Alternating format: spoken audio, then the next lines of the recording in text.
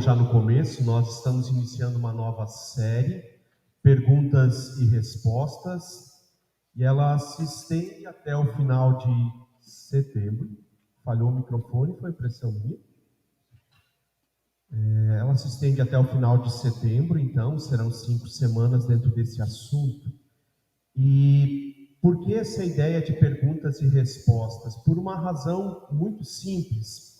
A gente tem visto que as pessoas não perguntam mais umas para as outras a respeito das coisas que elas têm dúvida. A gente, antigamente, quando precisava aprender alguma coisa, a gente consultava alguém que dominava esse conhecimento. A gente precisava fazer um prato novo na cozinha para almoço, uma sobremesa, a gente perguntava para alguém que a gente sabia que tinha feito algo que a gente comeu e gostou e tentava aprender dessa pessoa. É verdade, tinha livros de receita, tinha outras coisas também. As dúvidas que iam surgindo na nossa vida, como a gente lida com os filhos diante de uma situação, de um problema, ou até mesmo como educar os filhos. A gente procurava alguém que a gente reconhecia os filhos como crianças, como adolescentes educados. Nossa cultura agora tem mudado um pouco, talvez não seja ainda a realidade de vocês, mas hoje quando a gente tem uma questão, a gente pergunta para o Google. E tem até uma expressão surgindo, né, ou já presente, dá um Google. Quando a gente tem alguma dúvida, quer aprender a montar um liquidificador, a trocar uma peça do liquidificador que estragou em casa. Vai no Google que você vai achar uma explicação por escrito, um vídeo, e às vezes funciona, mas o problema é que se você não tem habilidade para fazer aquilo, não adianta você ter informação. Uma outra coisa dessas perguntas, elas tratam o assunto de uma maneira um pouco mais genérica, sem considerar, então, a minha aptidão para determinadas coisas, nem o contexto onde eu vivo, se é fácil eu acessar determinada micropeça daquela coisa que eu quero fazer funcionar, e assim vai. As perguntas, elas existem e a gente tem percebido, então, que em vez de perguntar para pessoas e até mesmo para a comunidade de fé ou para pastores ou líderes de uma comunidade, se pergunta para o Google. Respostas vão ter lá. Alguém respondeu, tem uma pergunta padrão pré-programada. As perguntas existem e nós queremos nessa série olhar para algumas delas que nós julgamos importantes e a partir daquilo que a palavra nos diz, considerando quem nós somos, cristãos, evangélico-luteranos, numa cidade pujante como Jaraguá do Sul, o que a Bíblia fala para dentro desse contexto, para essa determinada pergunta que existe. Se alguém tiver alguma sugestão de pergunta ainda, manda para a gente aí pelo WhatsApp da secretaria, ou se você tem o meu contato ou do Rafa, dentro do possível, talvez seja uma pergunta que pode aparecer nas próximas 4 semanas como resposta. Nosso assunto de hoje é intolerância religiosa, de uma maneira muito especial, porque uma das coisas mais buscadas nos últimos dias, talvez não exatamente últimos dias, mas de alguns dias para cá, foi essa relação de religião e Afeganistão. Eu não sei se vocês acompanharam isso, de como o Talibã, um dos grupos mais radicais dentro do islamismo, retoma à força o controle do Afeganistão. A gente viu, de repente você viu aquela história do avião que decolou com capacidade de 130 passageiros e decolou com mais de 800. Talvez você ouviu do corpo que encontraram no trem de pouso do avião, quando ele pousou de novo, me parece que foi na Europa. Talvez você ouviu alguma coisa a respeito das proibições de novo. Tem algumas coisas nessa história que revelam a intolerância religiosa. Agora, a gente tem que lembrar que nós estamos olhando com os nossos olhos para a história do Afeganistão. Esse é um primeiro movimento. Nós, como cristãos, olhamos para lá e enxergamos uma coisa. Não é de hoje, não é com o Talibã que o Afeganistão se torna muçulmano. Ele era um Estado muçulmano.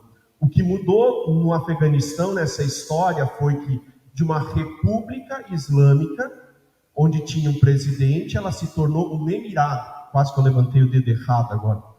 Tem que cuidar que dedo a gente levanta, né? Abaixa um, sobra o outro, fica perigoso.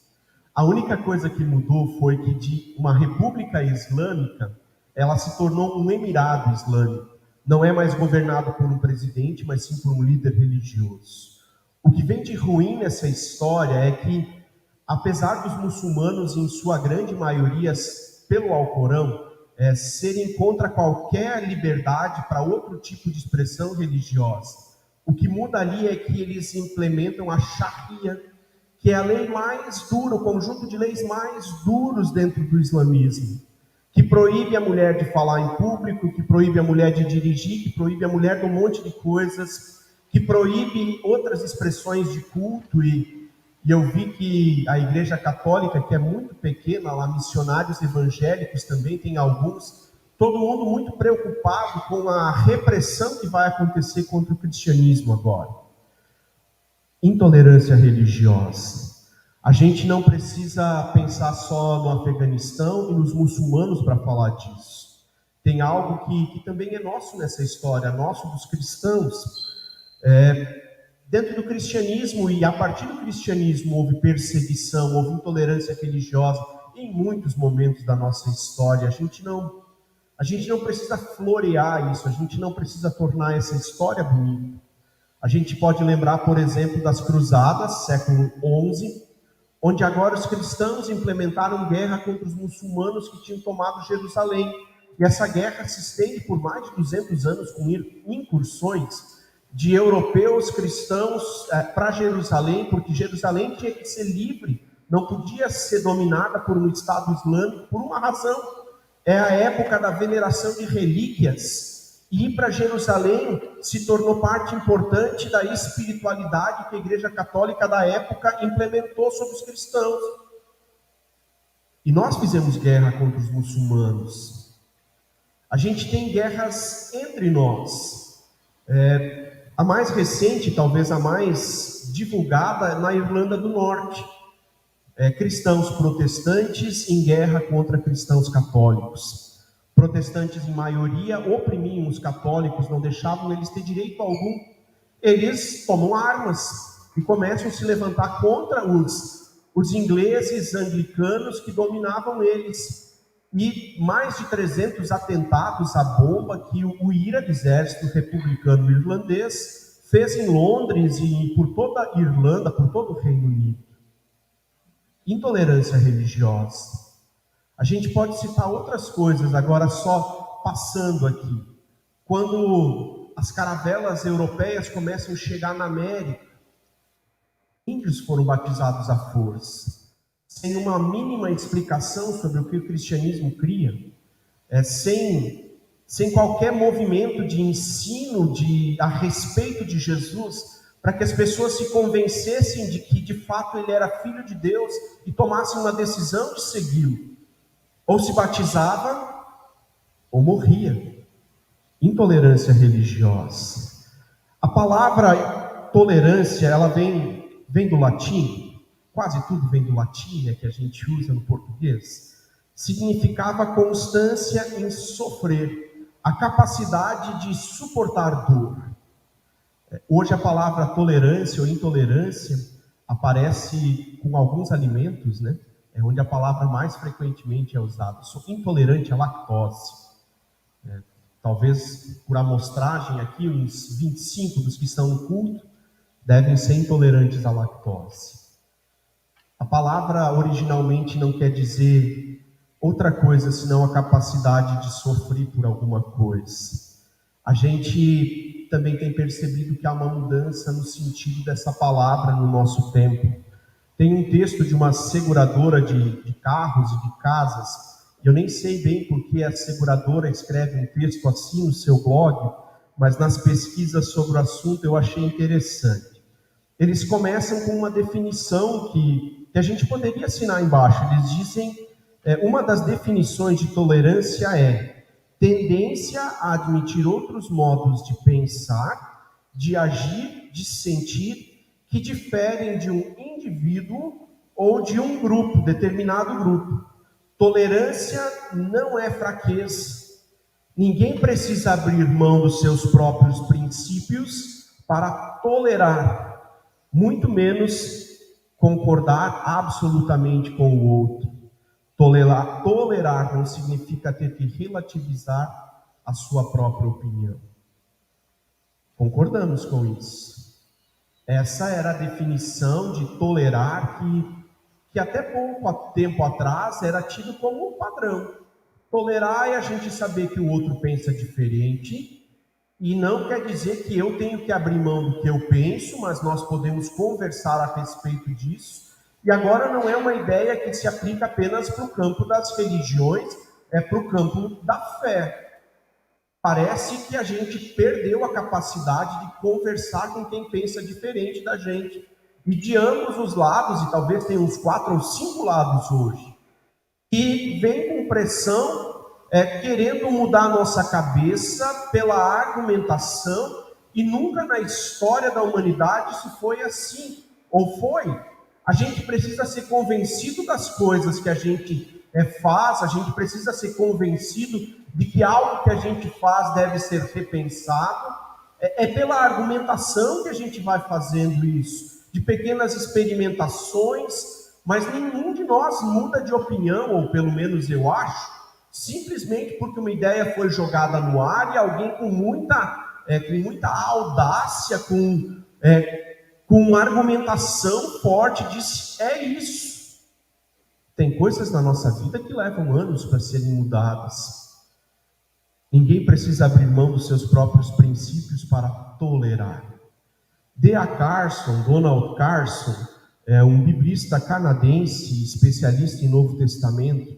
Tem um livro que agora tem em português, eu nem sei de quando é o livro em inglês, Intolerância da Tolerância.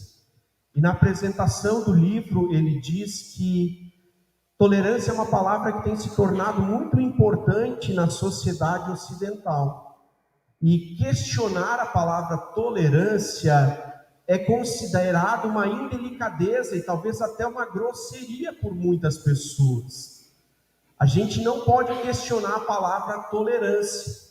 Ela está jogada aqui, e se a gente questiona isso, vem toda uma outra pressão, porque é indelicado, é grosseiro, é coisa de gaúcho questionar essas coisas. Ele explica que, na ótica dele, no livro dele, o conceito que era esse que a gente falou anteriormente, de respeitar direitos e opiniões e crenças e pontos de vista de outros, tem se transformado agora em afirmar que todas as crenças, todos os pontos de vista são igualmente válidos e verdadeiros. Dá para perceber a sutileza de como isso muda? Não é que nós temos que ou podemos conversar a respeito de um assunto e chegar a uma conclusão. Cada um tem a sua verdade. Isso se chama relativização. Eu não estou dizendo que a gente agora vai ter consenso em todas as coisas, e quando a gente fala de interpretação da Bíblia, quando a gente fala do mundo das religiões, tem possibilidade de argumento em todas as direções. São poucas igrejas que hoje se apresentam para nós que não tiram da Bíblia a sua fundamentação. Muitas delas com uma interpretação em determinado ponto, e fazem desse ponto a sua marca, a sua razão de existência, mas tem um fundamento bíblico por trás disso. Agora, quando a gente diz, bom, então tudo está valendo, errado. Tolerância não quer dizer isso, que a gente simplesmente deixa todas as coisas valer, como se não houvesse uma verdade, como se não houvesse um caminho. E agora, de novo, para nós no cristianismo, isso deveria estar muito claro. Jesus não deixa possibilidade para negociar um segundo, um terceiro, um quarto caminho de volta para o Pai. João 14:6. No contexto dos discípulos perguntando para Jesus: para onde tu vai? Como é que nós vamos junto contigo? Jesus diz: eu sou o caminho, não tem outro. É verdade. O cristianismo é exclusivista. E de repente aqui nós agora, tomando posição na nossa verdade, vamos ter problemas para conversar com outras religiões que vão dizer que tem outros caminhos. E se for essa a conclusão, a gente diz, muito bem, então você segue pelo seu caminho, nós seguimos pelo nosso. É a opção individual ainda, é a opção de um grupo. Carson diz, está difícil, porque tolerância não pode ser questionada como palavra, e tomar decisão, tomar posição, está ficando complicado. Ricardo Barbosa, brasileiro agora, num artigo dele que deve ser de uns 20 anos atrás, a pós-modernidade, a singularidade de Cristo, ele vai questionando também essa questão da intolerância. Ele diz, vivemos o risco de um novo modelo de intolerância. A modernidade, a pós-modernidade abriu tantas fronteiras, dando voz para tantos grupos e pessoas e situações que todo mundo tem opinião agora. E ele nem fala ainda das mídias sociais, onde o campo de batalha é mais diverso e bem mais tenso. Tem um novo modelo se colocando aqui. E ele diz, vai chegar o tempo que por essa possibilidade de todo mundo falar, que valores de família, sexualidade e algumas outras coisas que para nós cristãos são pontos decisivos a partir da palavra, vão ser questionados. E nós vamos ficar com medo de expor a nossa opinião, porque a nossa opinião vai ser considerada intolerância. Alguns dias atrás, começo de agosto, um pastor de Belo Horizonte foi chamado por um promotor público de Minas, do estado de Minas, para prestar contas sobre um vídeo que a Escola Batista, que a igreja dele mantém, publicou, contra a ideologia de gênero. Pastor Jorge Linhares, um homem de 70 anos, pastor presidente dessa igreja desde a década de 80, muitos livros publicados, e ele foi intimado por um promotor para falar por que, a partir da fé cristã, ele se posicionou contra a ideologia de gênero. Vai chegar o tempo em que o nosso conjunto de valores que nós temos a partir da palavra, defendê-lo vai implicar em reações contra nós. Linguagem inclusiva. Agora tem uma nova moda que não se pode mais usar, por exemplo, todos e todas ou disso. Tem que se escrever com um xizinho lá, porque gênero, quem define qual é o meu gênero sou eu. A palavra diz outra coisa. Gênero é definido no nosso nascimento, pela biologia. E vai chegar o tempo em que nós vamos ser chamados a prestar contas, porque afinal de contas, não aceitar algumas coisas nos torna intolerantes. Ricardo Barbosa diz, muitos cristãos sentem-se intimidados por não poder expressar suas convicções religiosas ou morais diante desse novo fundamentalismo. No futuro não muito distante, seremos impedidos de falar de revelação bíblica, de pecado, ou mesmo de sustentar publicamente nossas convicções morais, sob o risco de sermos considerados preconceituosos e intolerantes. Parece que esse tempo chegou. Talvez não em Jaraguá ainda.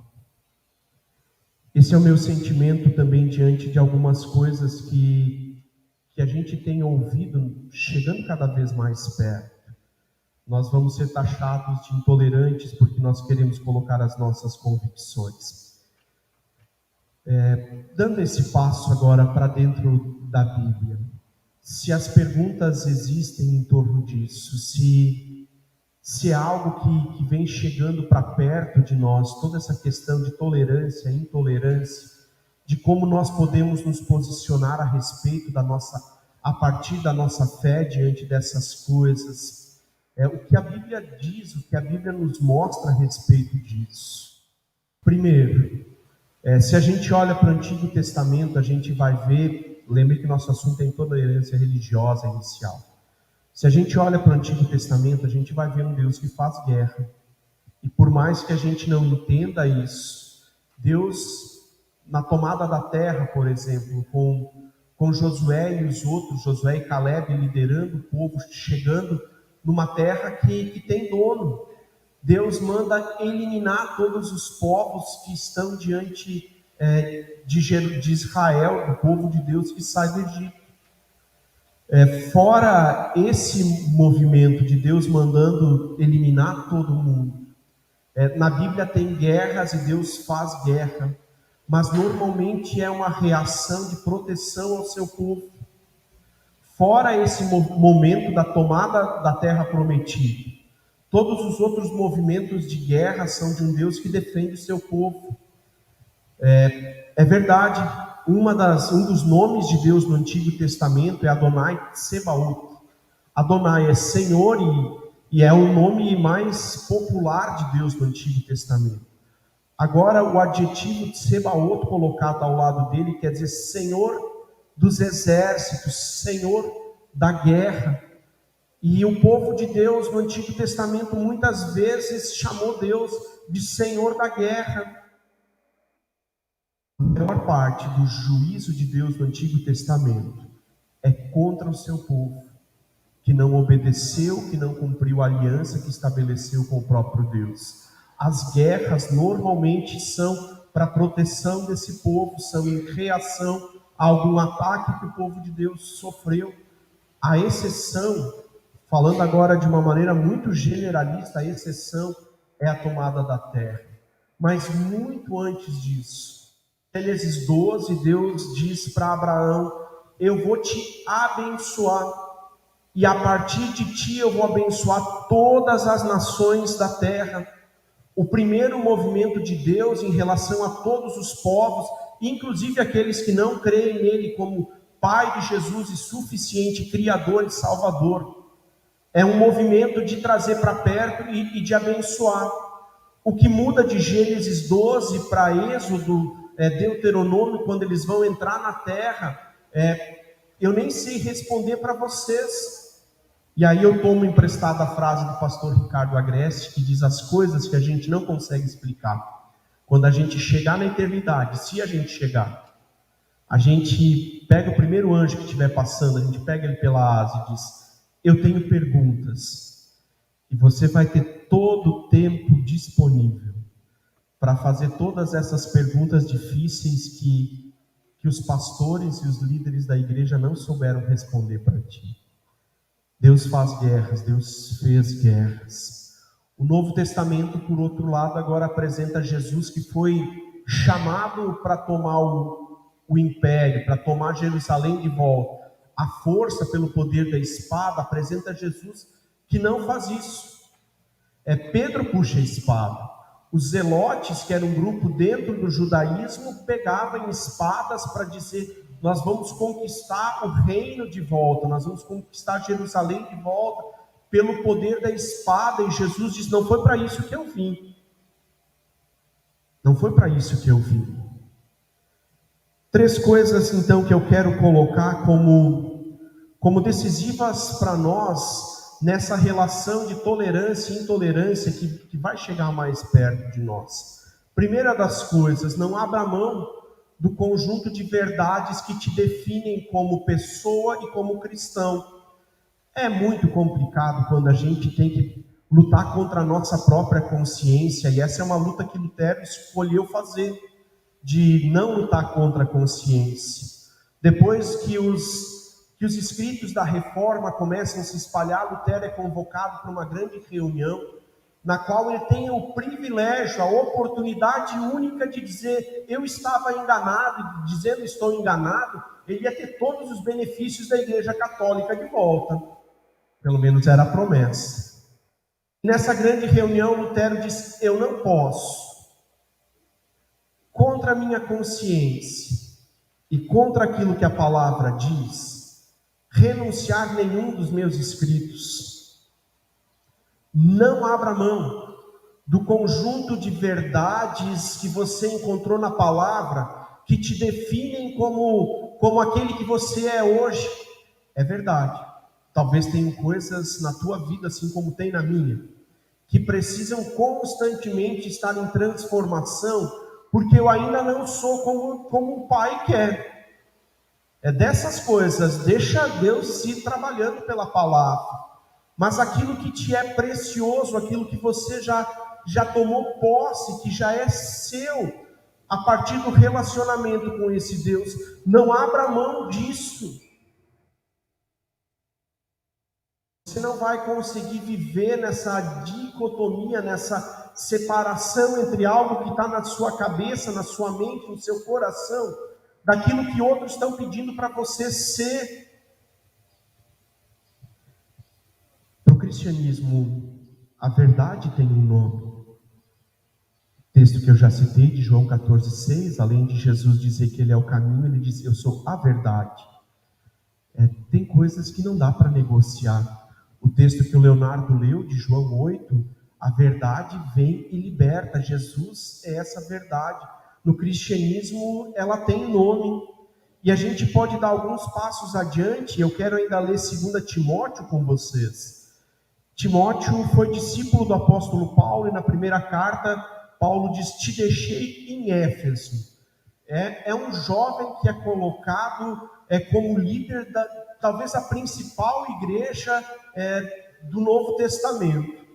Paulo permanece por muito tempo lá, e na ausência de Paulo, ele diz: Timóteo é o líder que eu estou deixando, ele me representa aqui. E nas cartas, então, na primeira e na segunda, Paulo chega a dizer: é meu verdadeiro filho na fé. É um discípulo de Paulo que vai fazer exatamente como Paulo quer. E agora na segunda carta, no capítulo 3, versículos 14 e seguintes, diz assim: você, porém, deve permanecer fiel àquilo que lhe foi ensinado. Alguma coisa nos foi ensinado a respeito da fé cristã. Sabe o que é a verdade, pois conhece aqueles de quem a aprendeu. Desde a infância lhe foram ensinadas as sagradas escrituras, que lhe deram sabedoria para a salvação que vem pela fé em Jesus Cristo.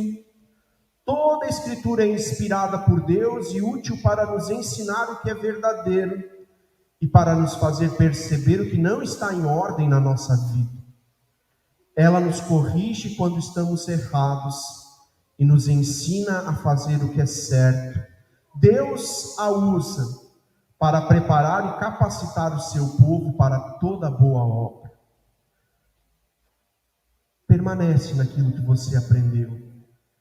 A gente, folhando um pouquinho antes, vai ver que Timóteo aprende isso da sua avó, da sua mãe, além do próprio Paulo. A questão no capítulo 1 não te deixa seduzir por discussões que não levam a nada.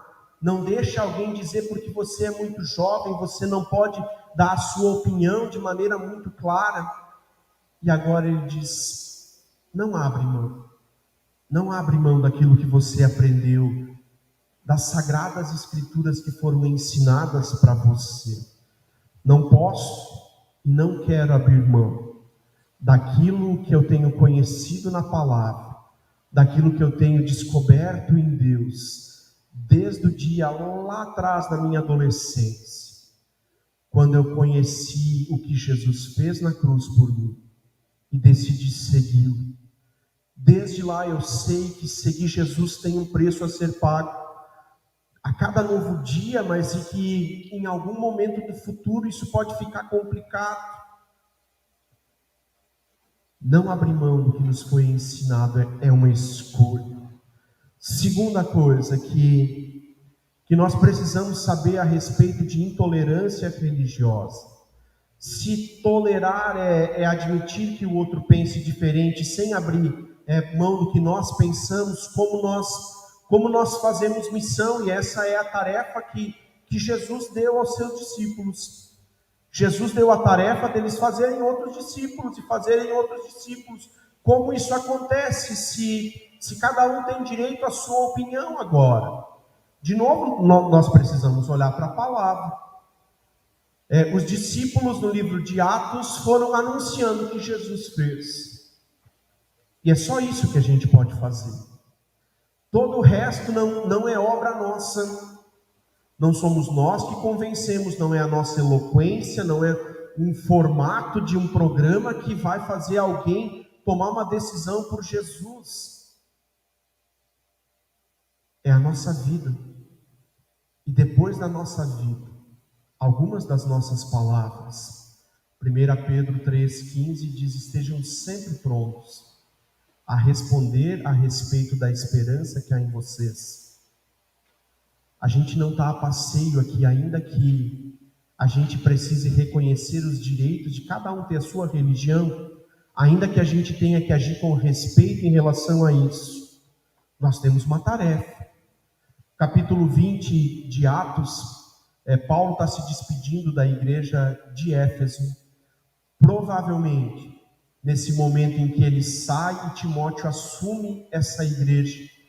E ele vai falando a respeito das coisas que eles viveram, a partir do capítulo 13, e lá pelo versículo 20 ou 22, agora eu não lembro certo, Paulo diz: anunciei para vocês tudo aquilo que vocês precisavam ouvir.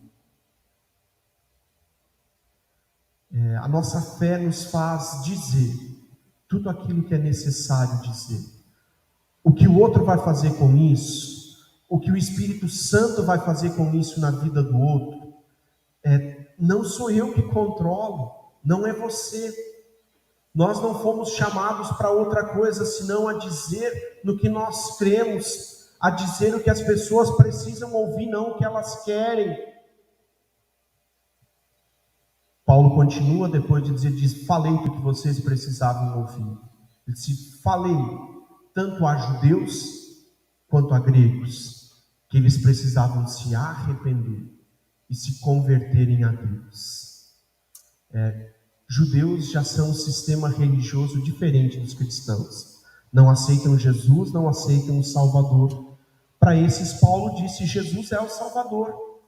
Os gregos, por outro lado, é uma cultura politeísta e tem a polícia ao seu lado, porque qualquer outro Deus que fosse apresentado, isso a gente vai ver que Paulo é preso por isso no final de tudo.